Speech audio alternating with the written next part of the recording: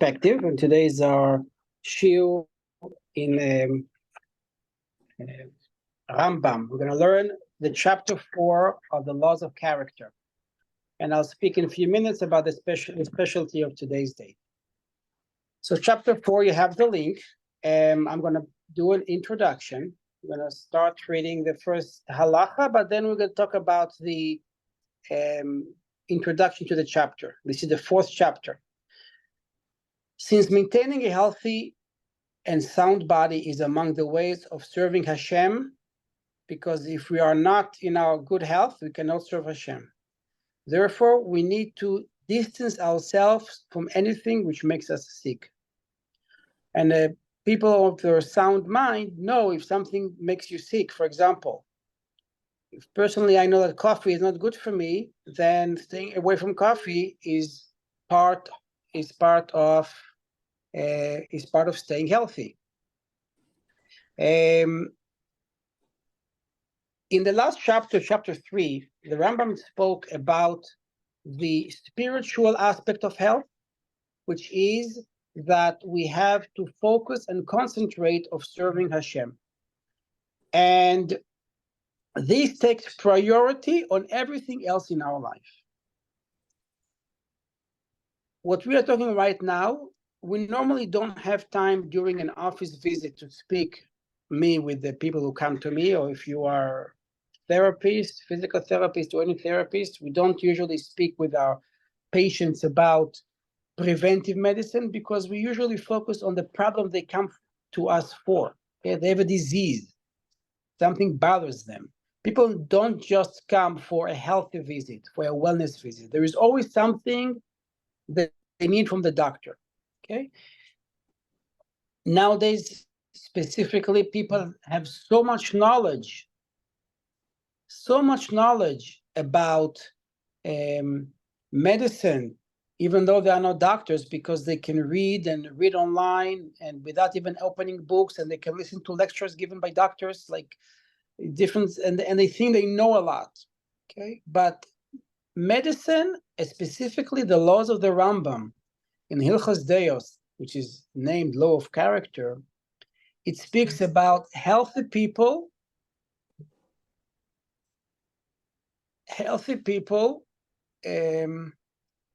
that want to maintain their health.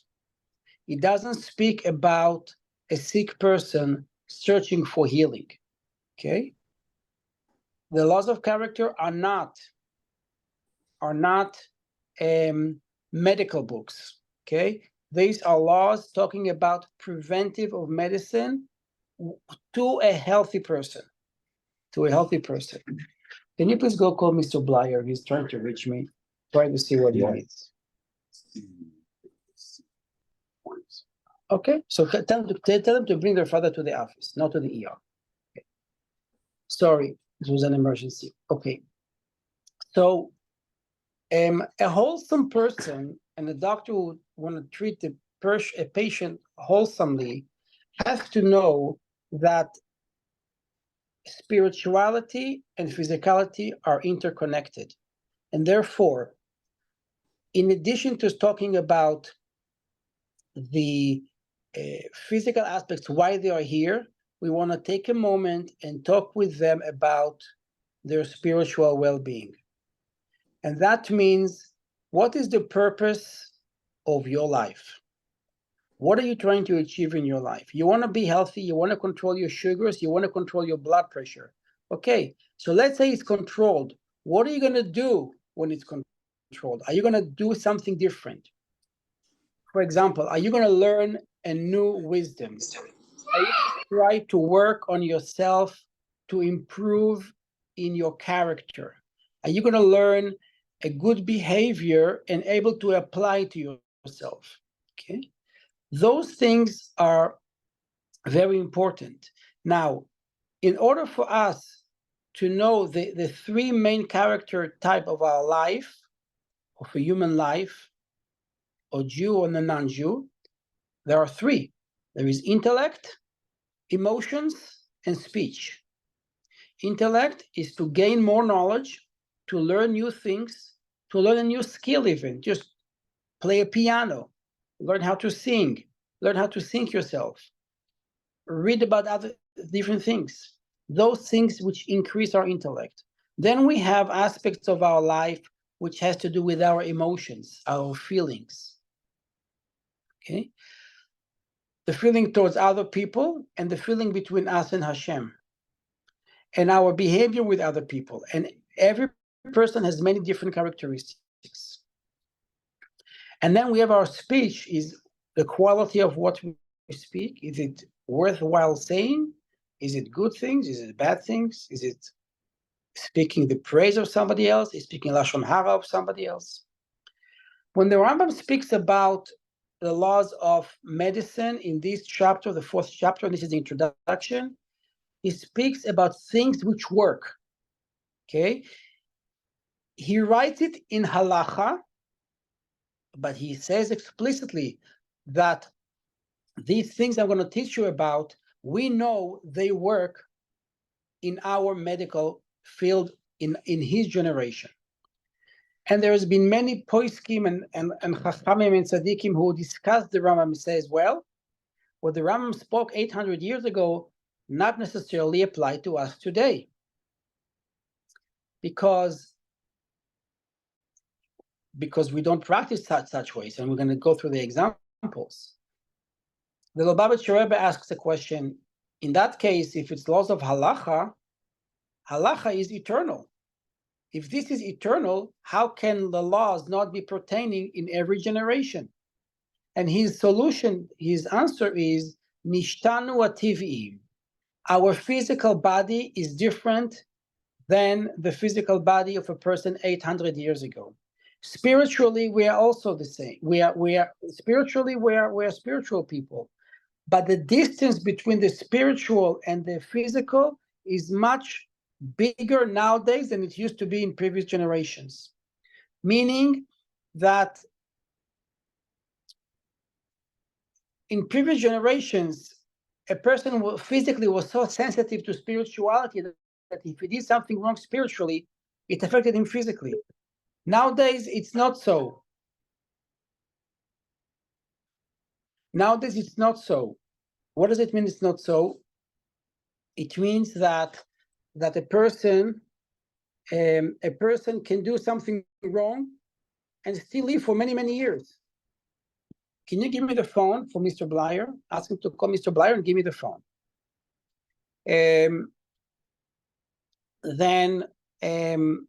Then this means that somebody can be a wicked person, do bad things, and still not die young. Okay, why? Because the distance between the spirituality and physicality has widened. Now we need to shorten. Now we need to know that those laws don't apply because our physical body is different. Let's go through some of the examples that the Rambam is talking about. A person should not eat unless he's hungry, should not drink unless he's thirsty, should not hold going to the bathroom, either to have urine, number 1 or number 2. A person should not eat when he eats. He should not eat until his belly is full. He should eat on 3/4 of his ability. When you drink water during the meal, you should not drink a lot of water, but a little bit of water, and it should be mixed with wine. And you have to wait about an hour until the food starts to digest, and then you can start drinking water. But don't drink a lot of water. You can drink a lot of water in between, either before you eat, like an hour before, or 2 hours after. Is on the phone? Rai is coming over. Okay, good. Fine? Yeah. And you should not eat unless you empty your bowels until you go to the bathroom. Before you eat, check yourself. Feel, do I have to go to the bathroom? Do you have to go to the bathroom or not?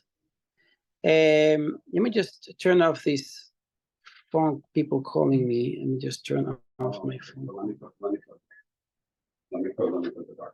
I'm so sorry. It's the Blyer. Yeah, I asked you the call. Hello. Yes. What's wrong? What's wrong? Okay, bring him to my office. Can you bring him to my office? Wants to know Chatzala. No, just bring him to my office. Yes. Okay, in my office. Yes. Bye. Sorry. A person should not eat in the morning until he exerts himself. Okay, it said the person should walk in the morning until he sweats a little bit, and then when he seems to be relaxed after he works out, then he should sit down and eat breakfast. Okay, if a person took a hot bath, a hot shower, don't go and eat right away, but you should wait a little bit. A person, when you eat, you should sit down. Do not stand up, walk while you eat, because it's not healthy for the body. And a person who go for a walk or exercise right after he eats brings some diseases to his body. The Rambam says in the Halacha 4 that the day and night have 24 hours. It's enough for a person to sleep a third of the day, like 8 hours, and that should be like when it's night until sunrise.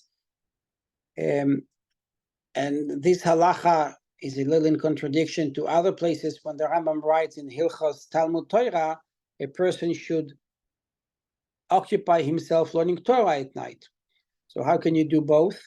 But again, it talks about different people. This is for the general population, okay? The halachas of Deos is for the general population. And then the other hours of the day, 8 hours a person should be occupied for his livelihood, and the other 8 hours a person should sit and learn Torah.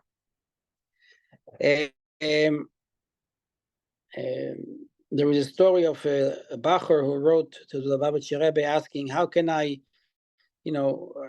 sleep 8 hours a night? I mean, I want to be a Talmid Chacham, and I want to learn more. There is more time to do, more time to learn. So the Rebbe told him, if you sleep 8 hours, and then you daven for an hour, you eat for an hour during the day, then you use 10 hours. If you will sit and learn 12 hours a day, you will be Gaon Olam. You'll be the world genius if you'll be able to sit for 12 hours and concentrate. So it's enough to sit and concentrate for that, so people can do what it says here in the Rambam. Now, when a person goes to sleep, he should not sleep with face down or on his back, but rather on the side. He should start the beginning of the night to sleep on the left side, and in the middle of the night to switch to the right side. A person should not go to sleep straight after eating, but should wait about 3-4 hours before you go to bed. And the Rambam advised a person should not sleep during the day.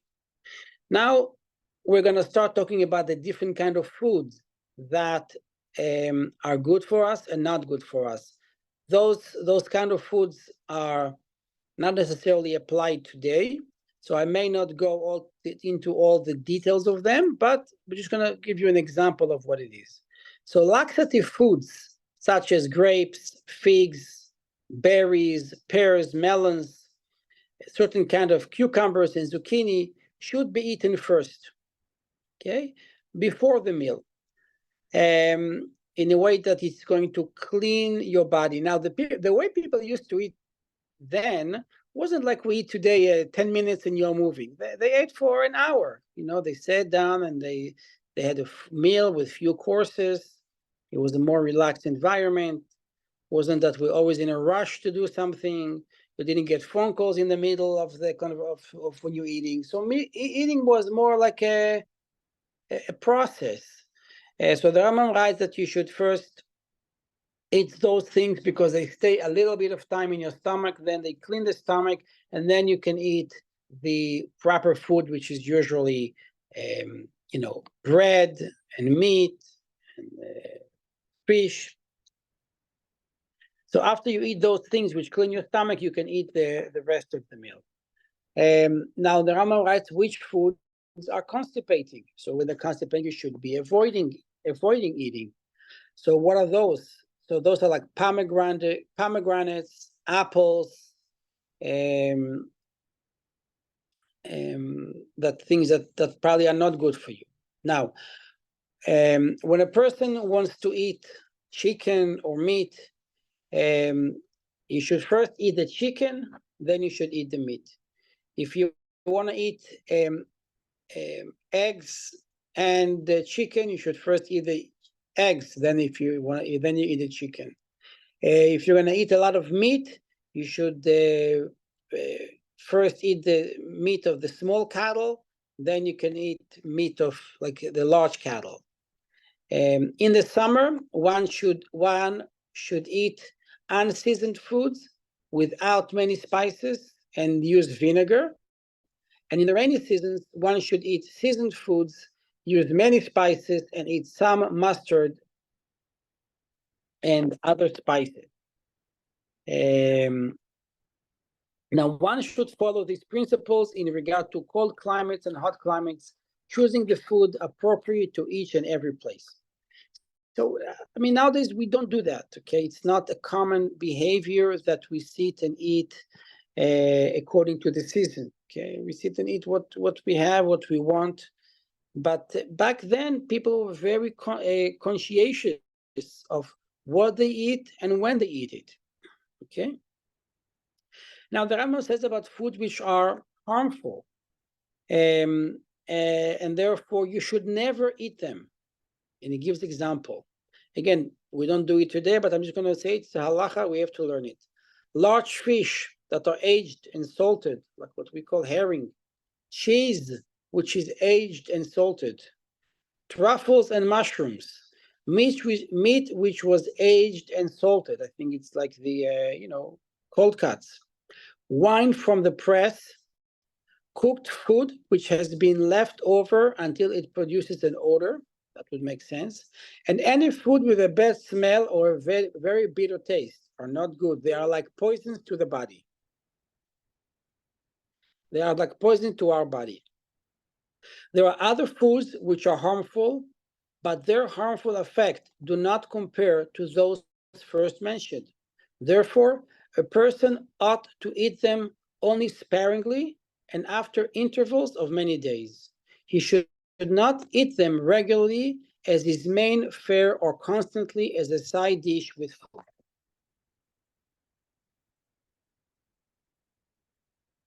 What are those?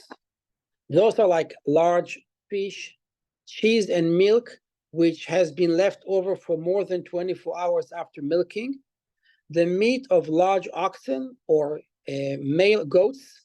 Then the Rambam goes about vegetables, horse beans, lentils, chickpeas, barley bread, matzahs, cabbage, leeks, onions, garlic, mustard, and radishes. All of these are harmful foods. It is fitting that one should not eat them very sparingly and only in the rainy season, abstaining entirely in the summer. Of these, horse beans and lentils alone should not be eaten either in the summer or winter. Squash may be eaten in the summer seasons.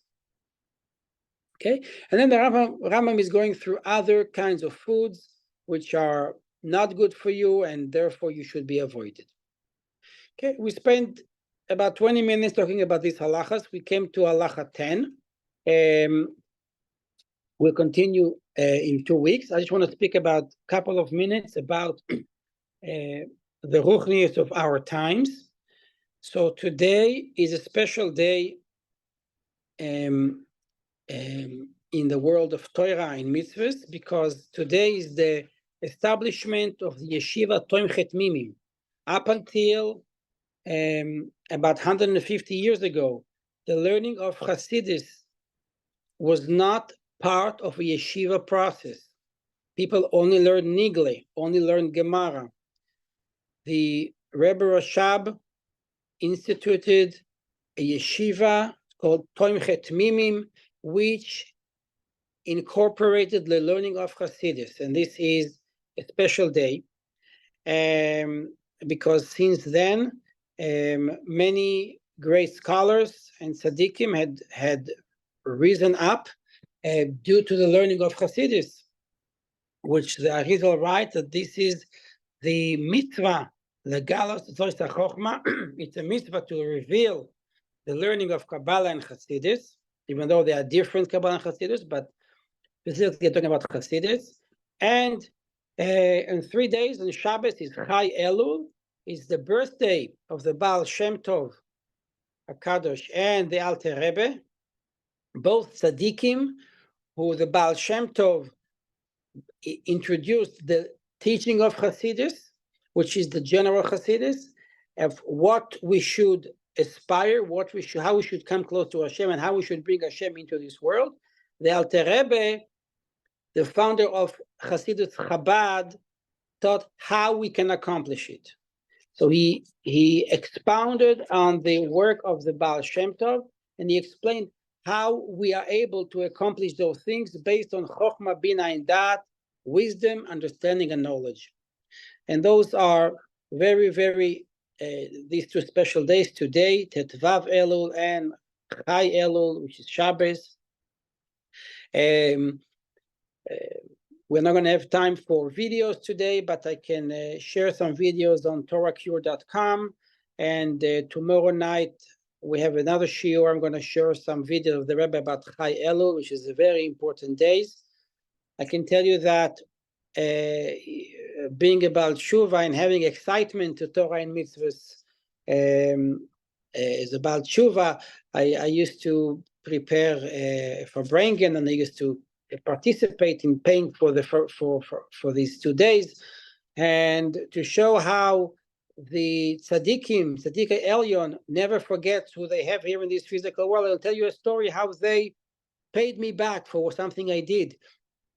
So to make a long story to the point, about 10 years ago, I sponsored a big Kiddush here in Miami for Chai Elul, to bring Shalom Bayis to the area. And I asked people to participate in paying for it. Bottom line, a few months later, nobody who was supposed to pay paid me back. And Baruch Hashem, I was able to pay the entire amount back. And the same day I paid that amount of money, which was about $2,000, not a lot of money, but it was important for me to make sure that everything is paid. That day, I had 2 beautiful miracles, which I would call the revelations of the Baal Shem Tov and the Alter Rebbe. So I was at that time in Montreal that day. I was by the Tosher Rebbe,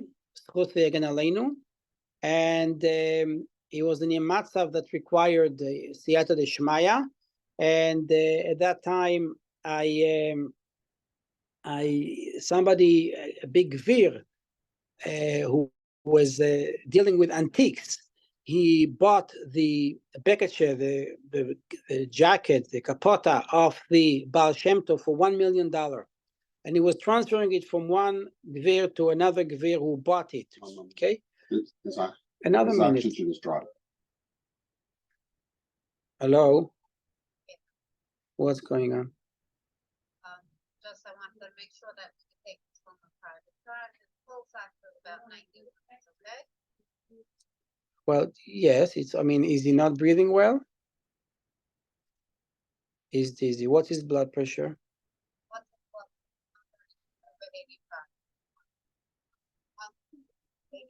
over 131, over 80. So, okay, so call Atzala, I'll bring him with an ambulance. Yeah, so then they have oxygen. Yeah, call Atzala. Yeah, they'll bring you oxygen. So I'll see you in the emergency room, okay? Yeah, thank you. I'll come there. Okay.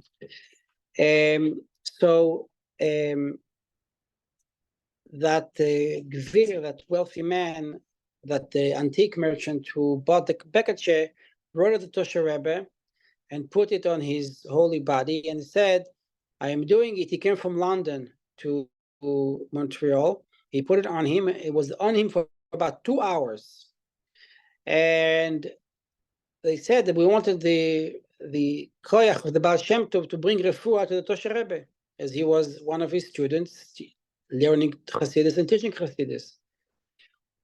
When I walked into the room, and I did not know about this incident, when I walked into the room, they just removed the beketche off the Tosher Rebbe. And as they do that, and I walk into the room, they say, oh, here is the Rebbe's doctor. Let's put it on the doctor, so he should have, the Baal Shem Tov should give him the koichos to give the Rebbe refuah shalema. And they put it on me. I on me for about a minute or two. It's a beautiful silk garment, a color of an olive, like bright olive, green, beautiful green olive. Obviously, it's already probably it's almost 300 years old, but it's well preserved. And I daven with it for the refuah of the Tosher Rebbe and private issues. And that was an unimaginable that after I paid for the birthday for bringing of the Baal Shem Tov, the Baal Shem Tov responded in such a way that it's me'enis galus, it's a revealed miracle. You know how many, who thought about touching it, the Yet Elul wearing it in a way, or putting it on top of you, or seeing it. So that was one miracle, and then within a few days, Baruch Hashem, the Tosher Rebbe got home, and when he got home, he gave me a present, and the present he gave me it's in my house, is the first print of the books of the Alter Rebbe, Likutei Torah and Torah Or, which are about 180 years old books, and they are the first print, which are very valuable, probably about $100,000 value, each book. And in addition to the value they had for being antique books, it's also that those are the books that the Tosher Rebbe himself learned from those books. And then he gave this to me. So this was, in a way, my reward, for sponsoring, for bringing, for the Baal Shem Tov and the Alter Rebbe. So with these stories, I leave you. I wish you a good Shabbos and a meaningful Chai Elul and a meaningful life. In general, what we need to do is to know that the Ruchnius and our Gashmius are interconnected.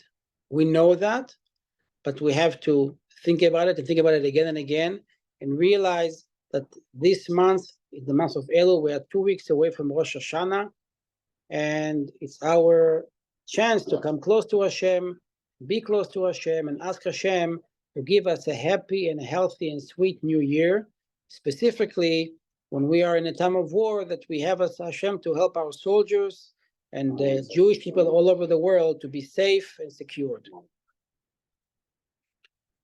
Now I'm opening it. If anybody want to say a comment, I'm available. Now she's thinking his oxygen is high up. She wants to come to the office. No, yeah, please come. Yeah, sure. Come to the office. Come to the office. Right. Yes. Any comments? Any questions?